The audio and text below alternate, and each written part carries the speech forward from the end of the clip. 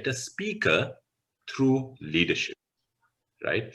Now, I already heard the phrase, the Toastmasters motto explained to some of us, Toastmasters where leaders are made.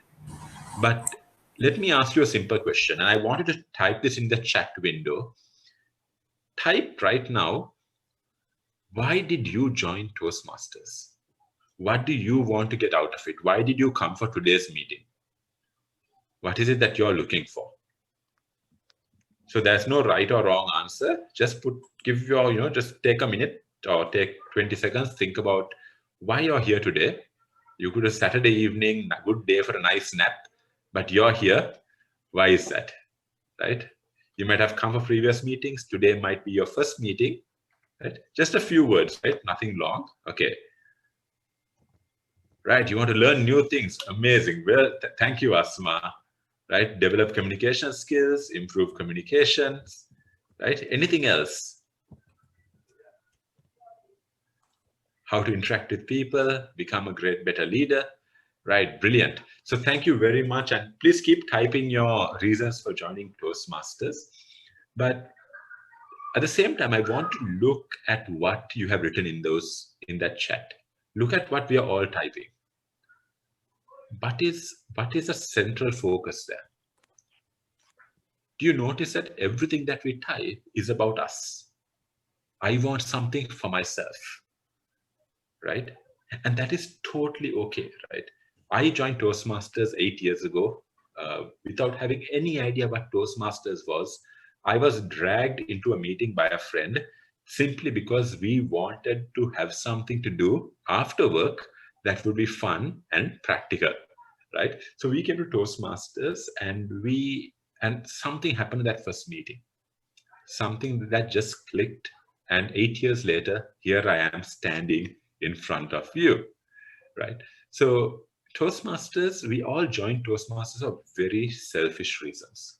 We want to become better speakers, better leaders. We want to learn how to try new things. We want to learn how to get on stage. We want to get over our fear of public speaking. Toastmasters is, most of us join Toastmasters for very selfish reasons. And that is absolutely fine, right? Because that is true to every single Toastmaster who has joined this movement. But the secret to achieving the reason why we came to Toastmasters it requires a slight change in perspective. And that is what I want to share with you today. Now, this is a secret that I wish someone had told me 8 years ago when I started my journey in Toastmasters. So you're getting an advantage. Somebody's telling this to you at the very early stage of your journey, right? Now, at the same time, over the last 8 years, I've realized that some Toastmasters naturally discover this secret. Some of them accidentally fall into the secret. And then some Toastmasters, unfortunately, might go through the entire journey without ever realizing this secret. So do you want to know what this secret is? What is this change in perspective that will make you better speakers and better people? Yeah, just type a Y in the chat if you all want to know the secret. Yes, obviously, Great. So here's the secret. The secret to becoming a great Toastmaster lies in being able to not think about yourself. It might not be something very revolutionary, but believe me, it is something that not most of us practice. Today, we are all here today. I was here from 3 o'clock and I saw people walking into the room from 3 o'clock onwards and patiently waiting for 30 minutes until the meeting started. But we were here because we want to develop ourselves, right? But there were some people here who came for a different reason, right? So the secret to Toastmasters, or to becoming a great Toastmaster and to becoming a great speaker, is that you need to stop thinking about yourself. And that is where the leadership aspect of Toastmasters comes. As leaders, as good leaders, you start practicing putting others ahead of yourself. right? And this is something that it doesn't sometimes come naturally to us. Now, I'll give an example for my own career. I started work in 2008 as a project manager at a IT company. Now, I was just out of college. I was a little smart, a little bit of a smarty. And I thought to myself, okay, my job is to get the work done as quickly as possible at any cost. So what happened at the meeting? What happened in my career was at those first few years, I would focus on talking to my team. I would focus on getting everything out of my team, squeezing them until they literally stopped wanting to work with me, right? Because in my opinion, what I thought at that time was, as employees, as people who are getting paid a salary to do a job, it is our job to do it. We shouldn't have somebody coming and patting you on the back, or somebody coming and saying good job and trying to motivate you. You're getting a salary, get motivated. So this was my theory of managing people when I started my career. But as time went on and I was fortunate enough to join Toastmasters, I discovered that a good leader needs to motivate people, needs to think about others, needs to want others to succeed. And that, my friends, is the true meaning of leadership. Leadership is not having all the answers. Leadership doesn't mean being the one who can organize things, the one who can put everything in order, the one who can, has everything planned out and knows what has to happen at what time. That is not leadership. That is management. That is managing people. Leadership is when you put the best interest of your team, the people around you, before yourself. When you want others to succeed, when you want others to thrive and enjoy their journey, right? Whether it's in corporate life, whether it's in Toastmasters, whether it's in personal life, wherever it is, you are the one. As if you're a leader, you want others to be the ones who go up. And this is one of the most valuable lessons that Toastmasters teaches us. And not only does it teach us this valuable lesson, it gives us a place to come and practice it. You just heard from Toastmaster Lal when he was talking about our mind and our body, right? Our mind is just like, it's another muscle, right? And just like any other muscle in our body, where with practice, it improves, right? So being able to think about others, putting others before us, wanting others to succeed is also an exercise for your brain. The more you exercise your brain, the more you practice that, what are you going to start seeing? You're going to start seeing that skill manifesting in every aspect of your life. I know it might sound too good to be true, but believe me, it is. It happens. I can say that with true honesty because it has happened to me. I have seen the way I treat people, the way I behave with people, the way I think about people changing because I keep practicing this. Some of the Toastmasters know, you can call me at any time. I will generally pick up the phone unless I've fallen asleep. It has come to a point where I cannot not pick up my phone, right? Because if somebody has a problem, if somebody needs help, I want to be there, right? So the reason that I say this, the reason I say that you're Toastmasters, and now you might be asking, okay, Mafaz, great. We want to become great leaders. We have joined Toastmasters.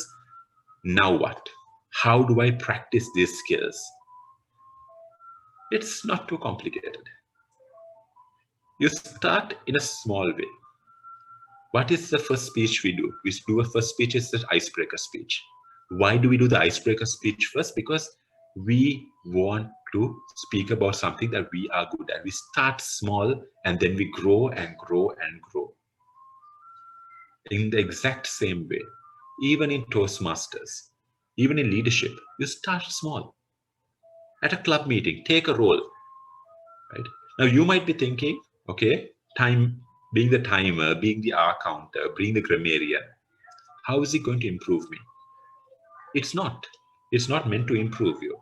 It might help you, but it's not meant to improve you. Those roles are meant to train you to think about others, right? As a time it takes, you're helping someone else manage their time. You're helping them speak in a timely and concise manner. As the R counter, you're helping somebody find the crutch words, the filler words that they use. Even today, I have Toastmasters who will listen to me speak, and then they will call me and tell me, Mafaz, great presentation, but you had this filler word. And over the last 8 years, I think I have gone through a series of filler words that I keep being told, and I keep trying to improve. Therefore, Toastmasters is, as you go through these roles, you keep practicing it. And what do you think happens? Every meeting, you take up a role. You play, either grammarian, timer, R counter, Toastmaster of the day, table topic master. What happens? You start improving.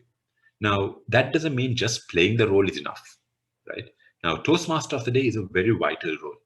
Not because that person runs the meeting, because the Toastmaster of the day is the person who sets the energy in the room. If you have a Toastmaster who comes and keeps the entire room buzzing, everyone is excited, the energy, you can feel the energy coming off the Toastmaster. What is going to happen? The rest of the meeting will also get the energy. They will want to be there. They will want to be energized. They want to run the meeting, right?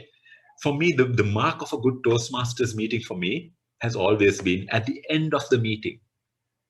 Do you feel re-energized? I have gone to Toastmasters meetings where I have had a long, long day, problem clients, problem teams, problem projects, and I'm exhausted. I just walk into the room and I sit down and I just want, like, leave me alone. But then the team members come on stage, they have so much energy, so much fire in them. You just get reactivated. And I walk out of the room feeling rejuvenated. So that is the power of Toastmasters, right? So as a Toastmaster of the day, you have to try and bring in that energy. You need to run the meeting, not because you want to have the control of the meeting, because the rest of the room wants your energy, right? The table topic master is not there to just put everyone into hot water. Is not to give topics that no one can talk about. The table topic master is training us. You are trying to help us become better speakers, to think on our feet, right? So all of these things come together. Now, as Toastmasters, when you keep practicing it, you have to do three. I always believe in every Toastmasters role, you need to do three things. Number one is prepare. When you take up a role, don't simply walk into the meeting unprepared. Go and look online. There is, Google has an answer for everything. We have a slight cough, we are searching. When we have a role, why can't we search also?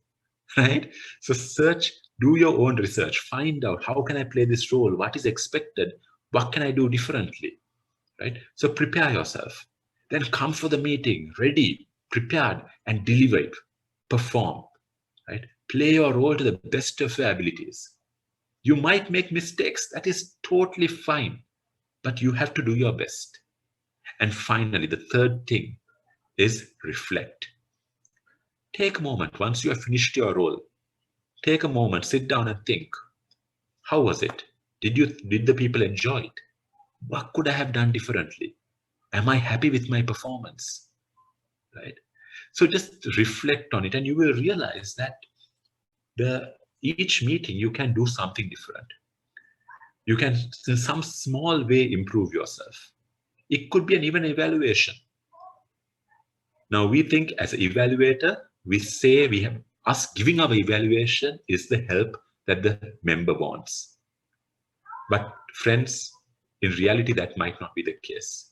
I remember once I had a speech, I did a speech at a club, and I had a very, very tough evaluator. He gave an evaluation that made me feel this big. And I thought to myself, no, this is not worth it. I was driving home and I got home and I sat down. When I got home, I had my dinner and I was sitting, getting ready for bed. And then I get a call from an unknown number. I pick up and this gentleman is on the phone, says, "Hello, Toastmaster Mafaz." I was like, "Yes, I am so-and-so." And he tells me, and he goes on, "Mafaz, I'm sorry if you felt that my evaluation was harsh. I know I was too critical, but I see that you have potential. I believe you can do something great if you put yourself to it. And that is why I told you what you needed to hear. Yes, I felt bad at that moment, but his words at that moment made me feel even better. Now, he could have not bothered calling me. He could have simply forgotten about me, come for the next meeting, and I wasn't even a member of that club. I was a visiting Toastmaster. Just imagine, what would it have been like? He took that extra effort. He took that little bit more to come and tell me that I want you to improve. If you have heard Dhananjay Hettiarachchi's speech, what took him on the journey of Toastmasters was somebody coming and saying, I see something in you. Right? So all of these things, right, my friends, when we as Toastmasters, when we take up a role, when we come to play a role, we are not playing it just because Chaturanga or Haran or Chetana or whoever else wanted a role player. We are playing a role because we care about our members. We care about the people in the room. We want them to have a fun experience. Right? Don't you think if you had a place that you could go and develop your skills of empathy, skills of putting others' interests ahead of yours, being able to learn to motivate people, help people see the best part of themselves, would that make you a better person? Now, at the same time, I want you to think about how much does playing a role in a meeting impact you? Now, in a few, I'm not too sure if it's already started, but as your club comes close to chartering, you're going to be asked a question. Do you want to be part of the executive council? Now, you might think at that moment, oh my God, I have so much work. I don't have time, family commitments, work commitments, this commitment, that commitment. There will be 100 different reasons to say no. But trust me, when you take up a role and you believe that you're doing service to others, you will find the time.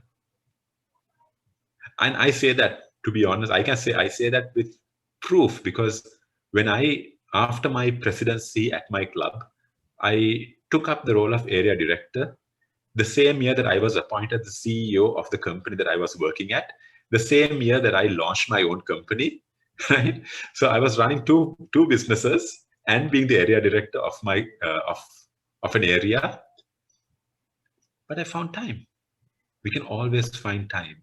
There are 100 ways that when we start telling excuses, when we start giving excuses, we will find ways to the excuse will become fact. That's unfortunately the way the world works. Right? When we believe in it too much, it will become fact. So what you also need to ask yourself, and the reason I would say, if you get a chance to be a club executive council member, take it. Not because it gives you a title, not because you get more control over how the club functions. No. Just think of it like this. In a typical year, you will go for 24 meetings. You will spend 2 to 2.5 hours in a meeting. Right? So maximum, you're going to be spending around 60 hours in Toastmasters. Now imagine if you were an executive council member, you are going to be putting in a lot of time thinking about your members, thinking about how do you improve the club quality. You're going to be putting your members' interest at the center of your focus. Sometimes for hours. There are times that when I was president, my vice president education, who used to sleep with her phone switched on, started sleeping with the phone switched off, because I would call her and tell her, Nadisha, shall we do this? What do you think about trying this out? Because you just keep thinking you want to do something better for others.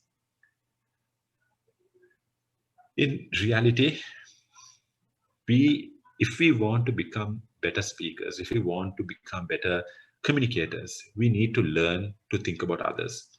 And even as a role player, as an evaluator, we think, why should, I can just go, I listen to a speech, I give my feedback. But the minute that you think to yourself, I want to help this member, I want this member to become a champion. What's going to happen? You're going to take that extra effort. You're going to read up how to do better speeches. You're going to learn how to deliver a compelling message. And as you keep learning these things, you're not learning for yourself. You're learning for somebody else. And because you're learning for somebody else, it will motivate you to keep pushing you. Because when you see them on stage lifting that trophy, you know in your heart of hearts that part of the victory is yours. But in the same process, while you're learning for someone else, you're also learning for yourself. Today, when I do a presentation, I have had the privilege, because of playing these roles, I hear the filler words. Even in this presentation, I can hear the filler words that I have used. But I have been able to cultivate that skill, not because I wanted to cut out the filler words in my own speeches, because I wanted others to drop the filler words in theirs. So friends, Toastmasters is a place where whatever the reason that you want to join, keep that is important. But if you truly want to achieve that, you need to find a way to help somebody else achieve that same vision. If you want to be someone who wants to learn something new, try something new, find a way to help another member learn something new, try something new.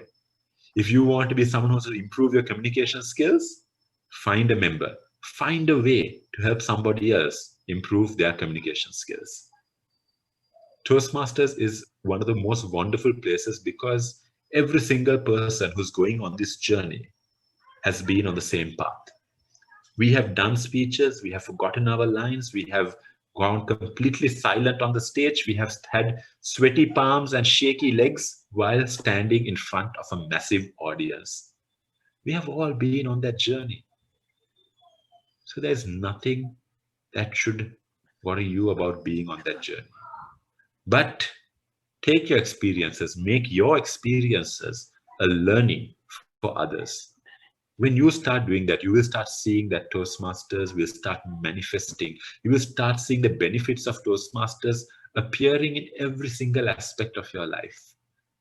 And as you come, I know at some point down the road, maybe like me 8 years later, when you look back, you won't recognize the person who started this journey with you.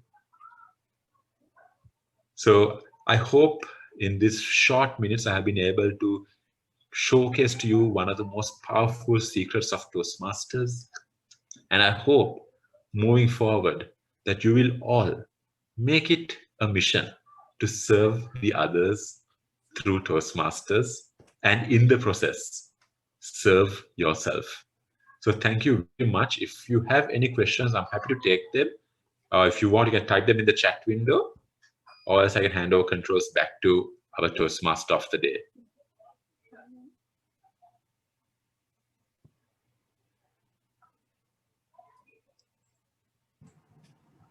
So I think we're good. So I'll hang around for a few minutes. I have another call in a little while, but I'll hang around for a little bit.